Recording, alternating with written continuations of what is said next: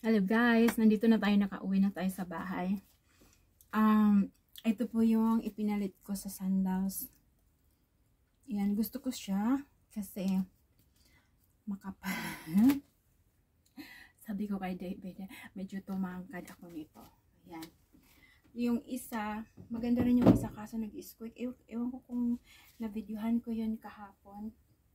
Tapos bumili tayo ng bra. Hindi natin basta bra. Tapos, ito siya pang ano ng mata, ay nagpilik mata. Kasi mag-aayos ako konti. Mag-aayos tayo konti pag bukas. Tapos, ito guys, maganda siya, malamig. Hindi nakikita buo. Basta ayan yung ano niya. Sinukat ko siya doon. Ito ay size 12. Medyo malaki siya sa akin, pero maganda, malamig, comfortable. Nito pa yung nabili ko na isa, which is lalabahan ko ngayon dahil ito size 8 siya. Size 8, pero kasyang-kasya lang sa akin. Baka ito ang suotin ko. Parang, I don't know anong susuotin ko bukas. Tapos, itong palda, gusto ko rin siya kasi malamig din sa katawan. So, pwede ito siya pag nagbakasyon din ako ng Pilipinas. Hindi siya nakikita masyado. Ayan. Pasensya na sa kalat namin yan. Nandito kasi ako sa sa may labahan banda. Sa baba. Yan. So, ito yung palda. Maganda siya. Hanggang tuhod siya. Hanggang tuhod ko. Maganda po siya. Pwede siyang paresan ng white or black na blouse. Ang design niya ganito, pero hindi siya hindi siya butas talaga. Ito ay lang, design lang. Maganda siya kasi ito lang gaganyanan. Ganda na. Ano pa ba ang nabili ko? Yun lang. Yun lang. Magpapalit lang sana ako nito ng sandals ko. Tapos pagdating ko doon, ako, nakabili ako. Gusto ko rin yung isa, yung kulay, lang siya, tan. Ang kulay ng, ng dito niya, tan. Parang tan siya, or ganyan. Tapos, ewan ko talaga kung anong susuotin nito.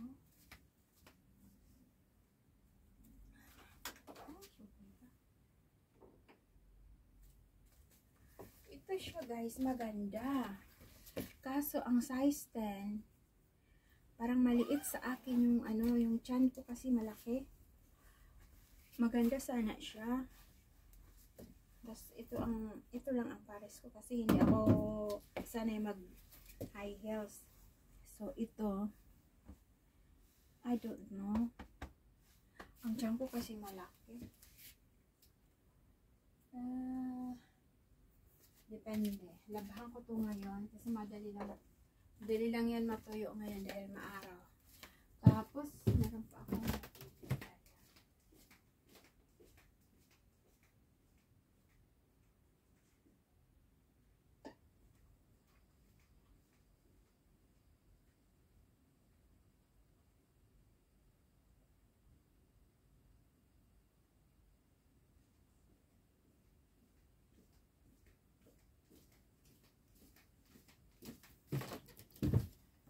Ayan, bumili ako ng chinilas.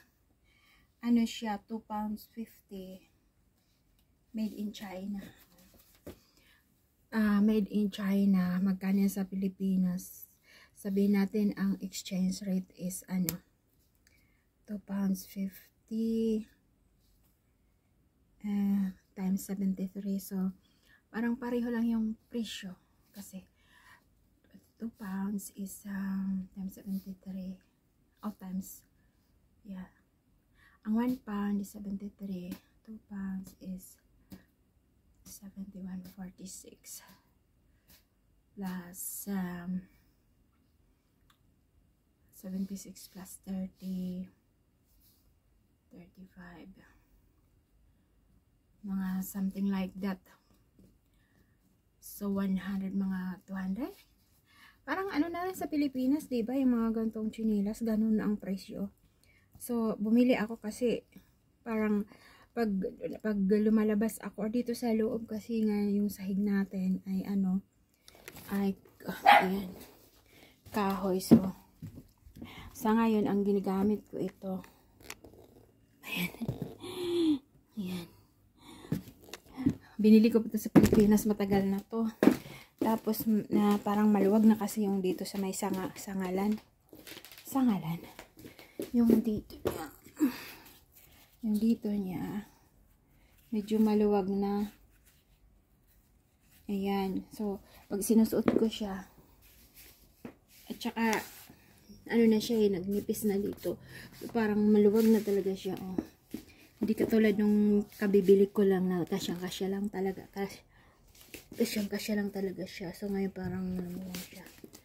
Kaya, bumili ako nito. Ito. Diba? May chinilas na tayo. Sanay naman tayo sa disangal. So, yan lang. Para lang naman to dito sa loob. Pwede din to sa labas. Ngayong mainit. Okay. Magamit ko rin to pag halimbawa mag-holiday kami. So, hindi na ako bibili. Yan.